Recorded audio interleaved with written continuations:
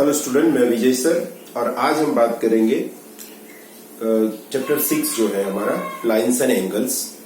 उसमें तुम देखो कि पहला जो टॉपिक था वो एक्सरसाइज 6.1 है, वो हम कंप्लीट कर चुके हैं। लेकिन जो दूसरा टॉपिक है वो पहले से थोड़ा अलग है और उसमें कुछ एंगल्स है जो हमें थोड़े याद रखने हैं, उसके नाम से याद रखने, उसके नेम्स जो है वो भी याद रखने। और उस टॉपिक का जो नाम दिया है वो है पैरेलल लाइंस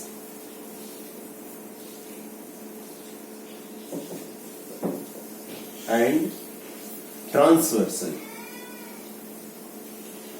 अच्छा, पैरेलल लाइंस एंड ट्रांसवर्सल क्या है?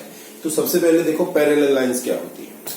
तो पैरेलल लाइंस ऐसी लाइंस है जो 2, 3, 4 कितनी भी हो सकती है, लेकिन वो एक दूसरे को इंटरसेक्ट नहीं करती। यानी अगर तुम 2 लाइन ड्रॉ करो तो बहुत तरीके से कर सकते हो। जैसे इस तरह से मैंने 2 लाइन ड्रॉ कर दी, तो इसको तुम देखो कि ये दोनों लाइन आगे जाके एक दूसरे को इंटरसेक्ट करती है यहां पे आके। अगर दूसरा ड्रॉ करो, इस तरह से करो, तो भी तुम देखो कि ये 2 लाइन आगे जाके एक दूसरे को क्रॉस करती है। दैट मीन्स कि they intersect each other at one point. अगर एक लाइन के ऊपर दूसरी लाइन ड्रॉ कर दो तो भी वो पूरी की पूरी लाइन उसको इंटरसेक्ट करती है। लेकिन अगर तुम इस तरह से ड्रॉ करो कि एक लाइन दूसरी लाइन को कभी भी टच ना करे, यानी एक दूसरे को इंटरसेक्ट ना करे, तो इस तरह से ड्रॉ कर सकते हो। ये रेलवे की ट्रैक की तरह होता है, ये कभी भी एक दूसरे को मिलती ही नहीं है, लेकिन साथ साथ चलती रहती है। उसका मतलब ये भी कर सकते हो कि इन 2 लाइन के बीच का जो डिस्टेंस है, परपेंडिकुलर डिस्टेंस जिसे कहते हैं, वो कभी बदलता ही नहीं, वो सेम रहता है। इसको हम कहते हैं पैरेलल लाइंस। ऐसे 2 या तीसरी अगर ड्रॉ करो तो भी हो सकता है कि कितनी भी लाइन ड्रॉ करो, लेकिन इन दोनों के बीच का डिस्टेंस कभी बदलता नहीं, उसे हम कहते हैं पैरेलल लाइंस। तो पैरेलल लाइन की बात हो गई, तो ये दोनों हमने पैरेलल लाइन ड्रॉ कर दी।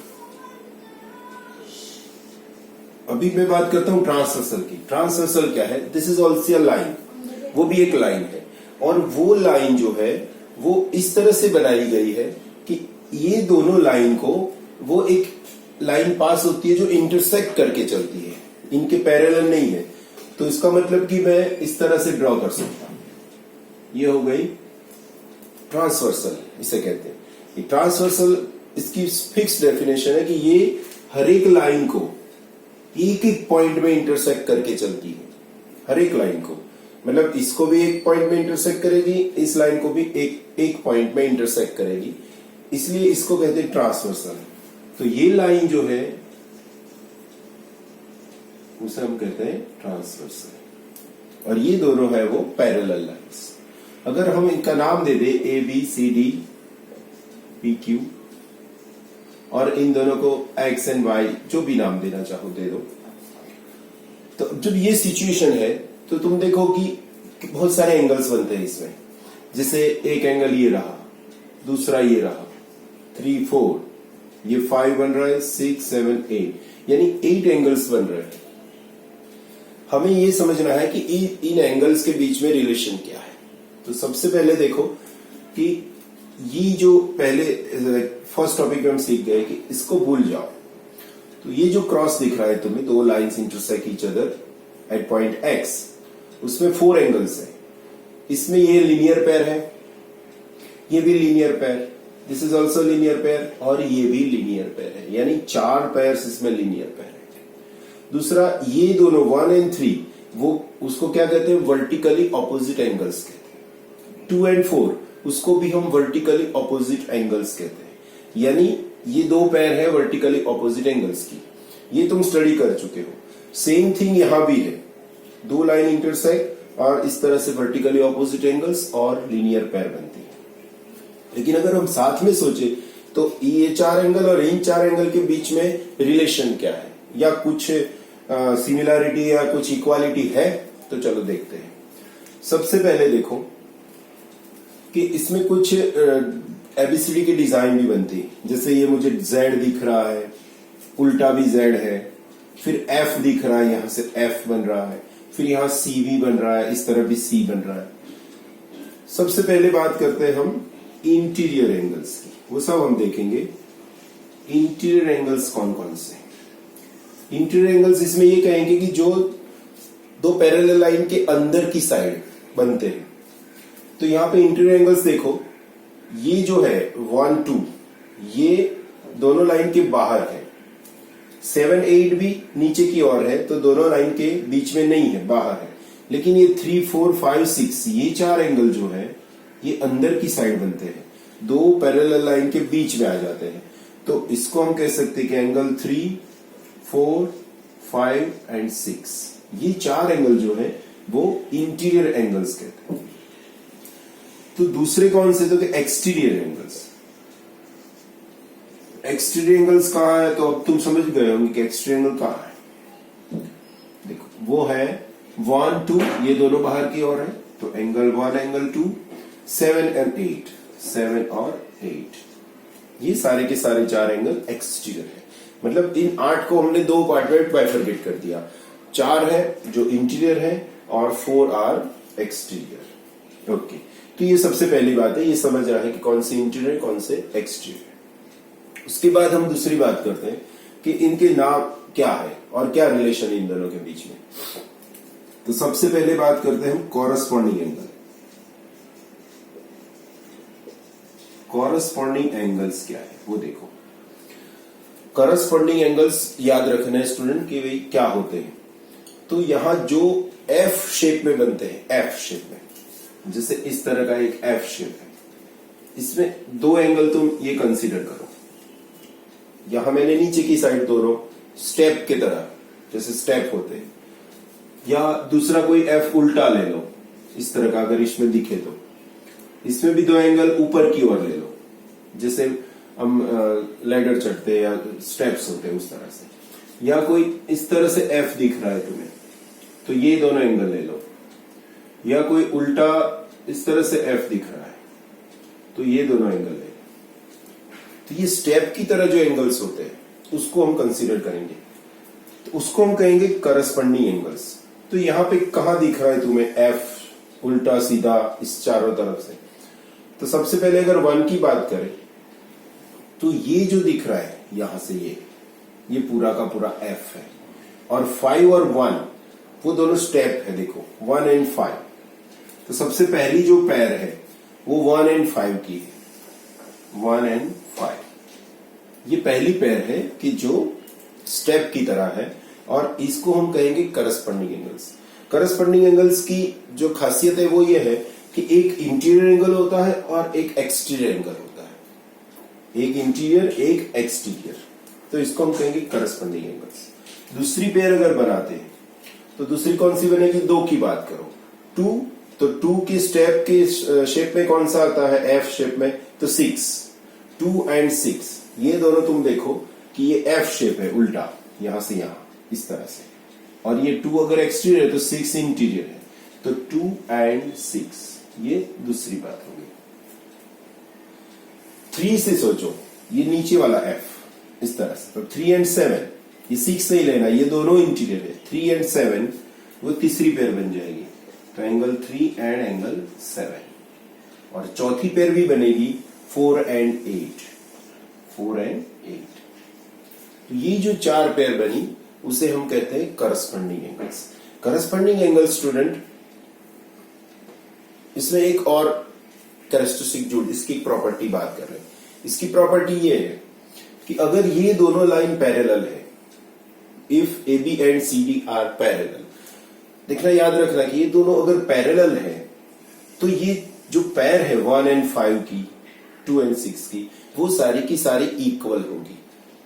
यानी अगर ये दोनों पैरेलल है तो ये 1 जो एंगल है वो जितने उसका मेजरमेंट है वही मेजरमेंट 5 का होगा।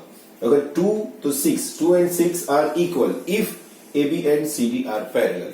तो ये दोनों अगर पैरेलल है तो करस्पॉन्डिंग एंगल्स इक्वल होंगे। अगर ये पैरेलल नहीं है तो तुम ड्रॉ करके देख सकते हो कि ये दो सब एंगल्स इक्वल नहीं बनेंगे, दैट मीन्स कि दे आर नॉट इक्वल। तो ये एक बात हो गई कि करस्पॉन्डिंग एंगल्स की पैर जो है वो इक्वल होगी कब? जब ये दोनों लाइंस पैरेलल होगी। हमने तो पैरेलल लाइंस ही पढ़ रहे हैं, लेकिन नॉन पैरेलल हो सकती है, उसमें भी ट्रांसवर्सल ड्रॉ कर सकते हैं। तो ये हो गई करस्पॉन्डिंग एंगल्स की। इसमें एक और बात जोड़ देते हैं कि अगर करस्पॉन्डिंग एंगल्स इक्वल है। सपोज लाइन के बारे में हमें नहीं पता है, लेकिन करस्पॉन्डिंग एंगल्स इक्वल है, तो क्या होगा? तो हम कह सकते हैं कि लाइंस आर पैरेलल। देखना, ये उल्टी बात है। हर चीज में वाइस वर्सा इक्वल नहीं होता है, सेम नहीं होता है, लेकिन यहां पे हो रहा है कि अगर पैरेलल लाइंस है तो करस्पॉन्डिंग एंगल्स आर इक्वल। अगर करस्पॉन्डिंग एंगल्स इक्वल है तो ये दोनों लाइन पैरेलल होगी। 2, 3 कितनी भी हो सकती है, लेकिन ये सारी की सारी पैरेलल होगी। तो ये एक बात याद रखनी।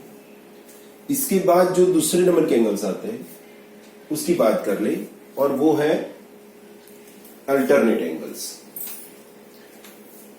अल्टरनेट एंगल्स क्या होते हैं वो देखो।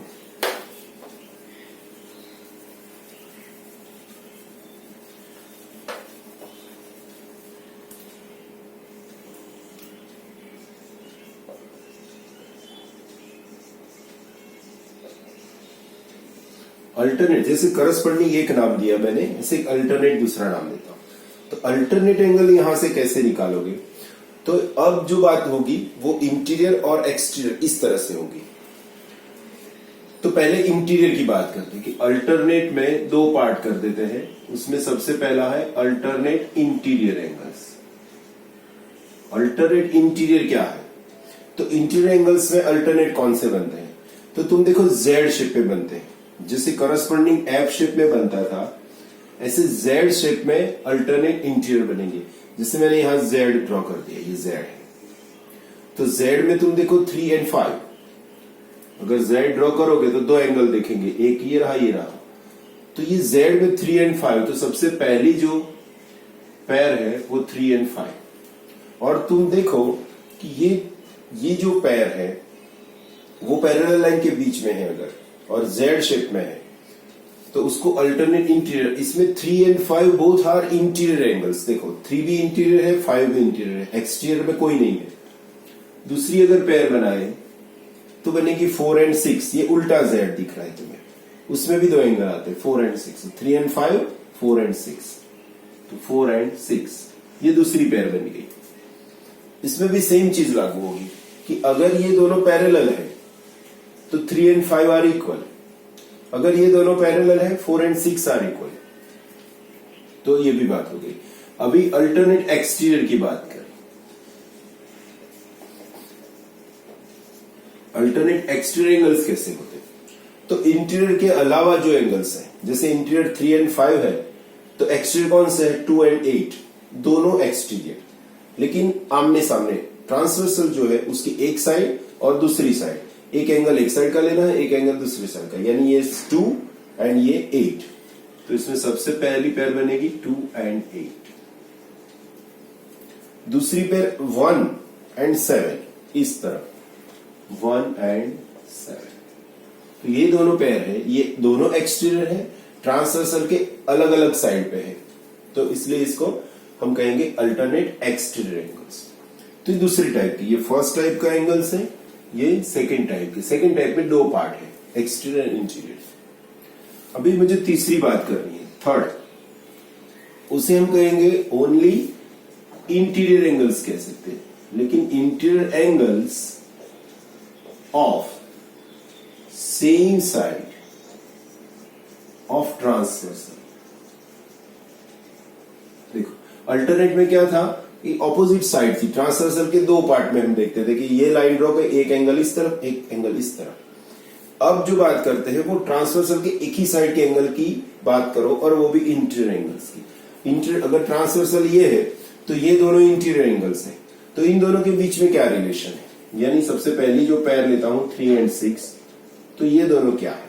और दूसरी पैर है 4 और 5, तो सेकेंड 4 और 5 है, इन दोनों के बीच में भी क्या रिलेशन हो सकता है? तो उसमें इस तरह कह सकते कि अगर ये दोनों लाइन पैरेलल है तो 3 और 6 ये इक्वल नहीं होते कभी। तुम देखो ये छोटा है, ये बड़ा है, तो ये इक्वल नहीं होते, लेकिन इन दोनों का सम, यानी सम ऑफ 3 + 6 = 180। सेम 4 और 5, तो सम ऑफ 4 + 5 = 180। ये इसकी प्रॉपर्टी है। इसको क्या कह सकते हैं कि they are supplementary angles. Supplementary angles. अगर उसे कहना चाहो तो सप्लीमेंट्री एंगल्स कह सकते हो, क्योंकि ये दोनों का सम 180 होता है। जो जिन दो एंगल का सम 180 होता है उसे हम सप्लीमेंट्री कहते हैं। ओके, तो ये हो गए पूरे के पूरे एंगल्स की बात। 3 टाइप के एंगल देखे, कॉरेस्पॉन्डिंग, अल्टरनेट और interior angles of same side of transversal. ठीक है स्टूडेंट, तो अब आगे करते हैं एक्सरसाइज 6.2। ठीक है, तो नेक्स्ट वीडियो में बताऊंगा कि 6.2 पूरी की पूरी एक्सरसाइज एनसीईआरटी की बुक की हम कर लेंगे। Thank you very much, see you next video.